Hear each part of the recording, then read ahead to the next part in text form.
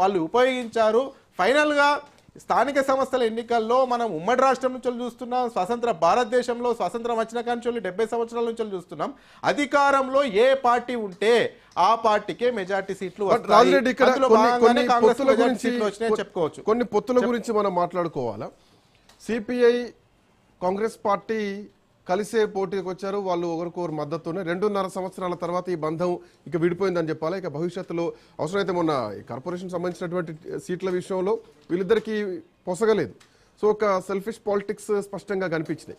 CPM బీఆర్ఎస్తో కలిసి వేదికను పంచుకుంది, వాళ్ళు కలిసి పోటీ చేసింది కూడా స్పష్టంగా కనిపించింది. నిన్నటి వరకు బీఆర్ఎస్ని విమర్శించినటువంటి సిపిఎం బీఆర్ఎస్తో ఒప్పందాన్ని కుదుర్చుకుంటే, నిన్నటి వరకు కలిసి నడిచినటువంటి సిపిఐ కాంగ్రెస్ పార్టీతో తెగదింపులు చేసుకుంది. సో ఈ తెగదింపుల్ని ఇప్పటివరకే చూడాలా, ఇక భవిష్యత్తులో కూడా వేరువేరుగానే చూసేటువంటి అవకాశాలు ఉంటాయా? సిపిఐ విడిపోతే అఫ్కోర్స్ కాంగ్రెస్ పార్టీ బలంగా ఉన్నప్పటికీ కూడా సిపిఐ బలాన్ని కూడా ఎక్కడ తక్కువ అంచనా వేయడానికి వీలేదు. అక్కడ చాలా ప్రభావం చూపించేటువంటి ప్రాంతం అనే చెప్పాలి ఖమ్మం. సో ఈ పొత్తుల్ని ఎట్లా చూడొచ్చు, ఈ విడిపోవడం భవిష్యత్ రాజకీయాలు ఎట్లా చూడొచ్చు? ఇప్పుడు మీరు అన్నట్టు సిపిఐని కానీ సిపిఎంని కానీ తక్కువ అంచనా వేయడానికి ఆస్కారం లేదు. ఎందుకంటే మునుగోడు బై ఎలక్షన్లో గెలవడానికి కాంగ్రెస్ పార్టీ ప్రధాన కారణం సిపిఐతోని పొత్తుండడం వల్లే గెలిచింది. ఆ రోజున బీజేపీ నుంచి రాజగోపాల్ రెడ్డి పోటీ చేసిండు, కానీ కాంగ్రెస్కి సిపిఐ మద్దతు ఇచ్చింది. మద్దతు ఇవ్వడం వల్ల ఆ సిపిఐ కమ్యూనిస్ట్ ఓట్లతోనే గెలిచామని కూడా కమ్యూనిస్ట్ నాయకులు చెప్పుకున్నారు. ఆ తర్వాత మళ్ళీ ఎమ్మెల్యే ఎలక్షన్స్ వచ్చినాయి. ఎమ్మెల్యే ఎలక్షన్స్ అప్పుడు కూడా అటు జనసమితి కానీ సిపిఐ కానీ సిపిఎం కానీ అంత మద్దతు ఇచ్చాయి. ఎన్నికల్లోకి పోయి కాంగ్రెస్ ప్రభుత్వం ఏర్పడింది. అయితే అప్పుడు ఉన్నటువంటి సార్వత్రిక ఎన్నికల పరిస్థితి వేరు, స్థానిక సంస్థల ఎన్నికల వచ్చే వరకు పరిస్థితి వేరుగా ఉంటుంది పొలిటికల్ పార్టీ. ఎందుకంటే స్థానిక సమస్యలకు అనుగుణంగా, స్థానిక నేతల ఇంట్రెస్ట్కి అనుగుణంగానే స్థానిక నాయకత్వం ఏది చెప్తుందో ఆ రకంగానే పార్టీకి సంబంధించినటువంటి నేతలు అడుగులు వేస్తారు. అందులో భాగంగానే చాలా వార్డులలో కాంగ్రెస్ పోటీ చేసింది, మీరు అన్నట్టుగా సిపిఐ పోటీ చేసింది.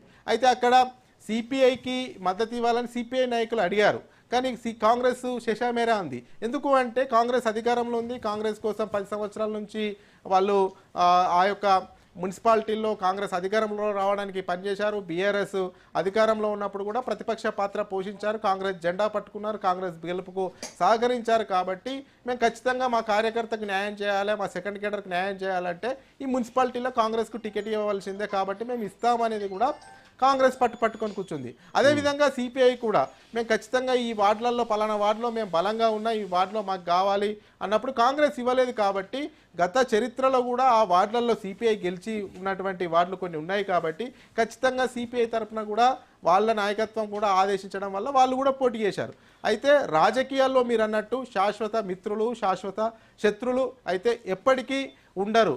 ఈ ఎన్నికల్లో సర్దుబాటు అనుకోవచ్చు.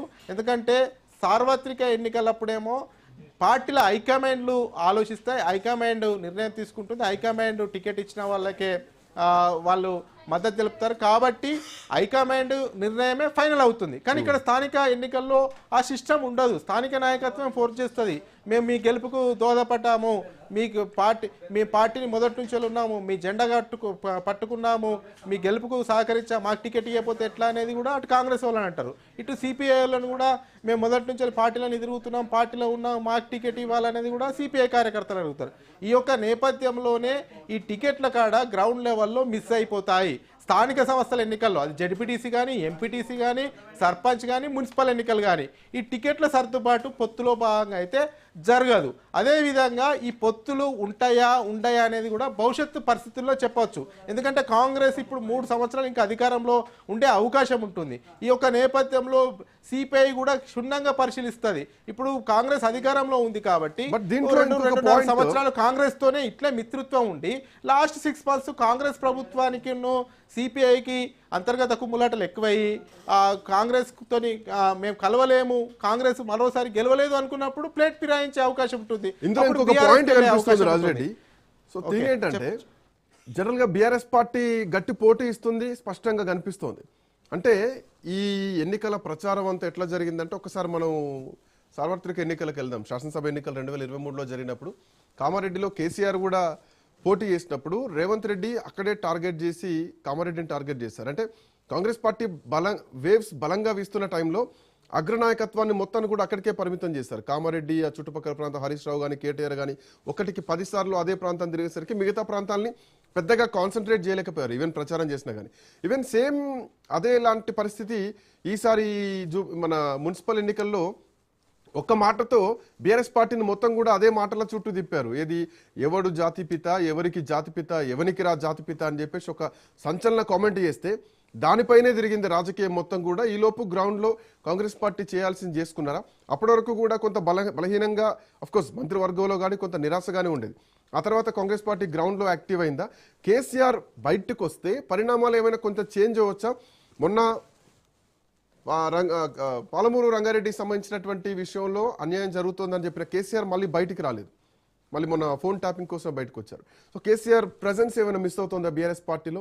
ఈ లైన్ ఎట్లా చూడొచ్చు? ఇందులో వ్యాలిడ్ పాయింట్ ఉంది. ఎప్పుడైనా అధికార పార్టీ మైండ్ గేమ్ ఆడుతుంది. ఆ మైండ్ గేమ్లో ఆ ట్రాప్లో ప్రతిపక్ష పార్టీ పడకూడదు. అదే ట్రాప్లో ఇప్పుడు బీఆర్ఎస్ పడినట్లు స్పష్టంగా కనబడతా ఉంది. ఎవరికి జాతిపిత, ఎవరికి జాతిపిత, ఎక్కడి జాతిపిత అని కేసీఆర్ పైన రేవంత్ రెడ్డి కామెంట్ చేశారు. ఆ కామెంట్ చేసిన దరిమిల మొత్తం బీఆర్ఎస్ నాయకత్వం క్షేత్రస్థాయి నుంచి టాప్ లెవెల్ వరకు, గ్రామ శాఖ అధ్యక్షుడి నుంచి పార్టీ వర్కింగ్ ప్రెసిడెంట్ వరకు ఆ అంశాన్ని పట్టుకొని దానిలోనే ప్రెస్ మీట్లు పెట్టడము, ప్రెస్ అటెండ్ అవ్వడము, అదేవిధంగా నిరసనలు చేయడము, ర్యాలీలు చేయడం, అదంతా కూడా మైండ్ డైవర్షన్ గేమ్. ఇదంతా కూడా పక్కా ప్లాన్గా పకడ్బందీగా కాంగ్రెస్ అమలు చేసింది. దాని ట్రాప్లో బీఆర్ఎస్ పడింది. అందులో భాగంగానే అసలు మున్సిపల్ ఎన్నికలు అనేది పక్క జరిపి మొత్తం ఇదంతా ఈ అంశం పట్టుకున్నారు. అదేవిధంగా మిగతాది ఫోన్ ట్యాపింగ్ అంశము, అప్పుడే నోటీసులు ఇవ్వడము, కేసీఆర్కి నోటీసులు ఇవ్వడం, హరీష్ రావుకి నోటీసులు ఇవ్వడం, కేటీఆర్కి నోటీసులు ఇవ్వడం, సంతోష్ రావుకి నోటీసులు ఇవ్వడం, అయ్యో మమ్మల్ని మొత్తం నోటీసులు ఇస్తున్నారు, మా పైన కక్ష సాధింపు చర్యలు చేస్తున్నారని మొత్తం ఇటే తిరిగారు. కానీ అక్కడ మున్సిపాలిటీలో ఏం జరుగుతుంది, మున్సిపాలిటీలో స్ట్రెంథెన్ చేసుకుందాం, మున్సిపాలిటీని లో ఉన్నటువంటి సమస్యలను ప్రజల్లోకి తీసుకెళ్దాం, మరో